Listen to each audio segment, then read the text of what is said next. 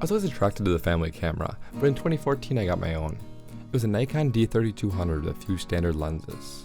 This is my story of photography. I did the shots you have to do when you get your first decent camera. It was fun, but didn't mean anything. I took senior pictures, I took pictures of things up close, I took cliché shots, and I learned what shutter speed and aperture is. Then something changed me. I was in London during Brexit. I was shooting a short film about the week leading up to the vote and the week following. When I was wrapping up, I heard that there was a terrorist attack in Nice, France. I got on a plane and arrived the following day. Here is where I realized what a photo can mean. As I looked through my viewfinder, I saw people at their realest. It was a really powerful experience. Later that day, I realized there was something off about the flag in the background. It wasn't actually the French flag. The promenade features flags from every country in the world.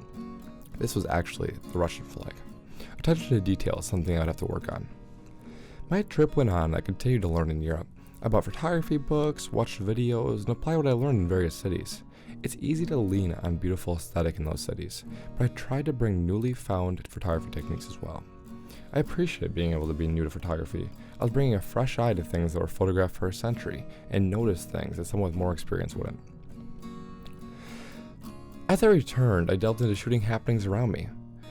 I enjoyed taking photos of speaking events and any chance I had to photograph something unique. Once I toured a place where city buses were serviced. Soon, I was taking pictures for a local newspaper through a summer internship. It was the Wausau Daily Herald, a Gannett paper. Here, I covered unique events like a balloon and rib festival, a cheese carving competition, lawnmower races, and general Wisconsin stuff, as you can tell. Then it was back to school at UW-Milwaukee pursuing a journalism degree. When something happened on campus, I got my camera out, like a time when anti-abortion protesters came to campus.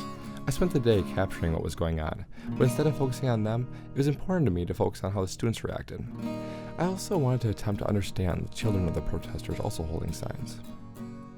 For one semester, I was an embedded journalist in the Milwaukee County District Attorney's Office. My reporting focused on drug court. During my time there, I found out about a building in Milwaukee called Our Safe Place. It is a building that houses recovering addicts getting better. I photographed and interviewed men in their rooms. Recently, I won a first place award for Best Collegiate Short Hard Feature Story from the Milwaukee Press Club for this project. Yeah, over the past few years, I've enjoyed doing some sports photography. It's definitely a change of pace in a new environment, but that's what makes photography awesome. It can really be done anywhere. Like my trip to Europe, I went on a road trip around the United States. On this trip, there was no shortage of moments to capture. I found New Orleans to be very photogenic. I soon found an old cemetery to explore. The rest of the trip was a continuous learning experience. I've always thought that the best way to learn photography is by doing it, especially with heightened pressure. The pressure was on for me to get the photo to match these once-in-a-lifetime moments. In El Paso, I was struck by watching the sunset over Mexico. It was a beautiful, low-light moment. Back on campus, I continued to work on projects for whomever needed some help. This was for the Office of Sustainability. As always, I love taking portraits. Here are a few that I did recently.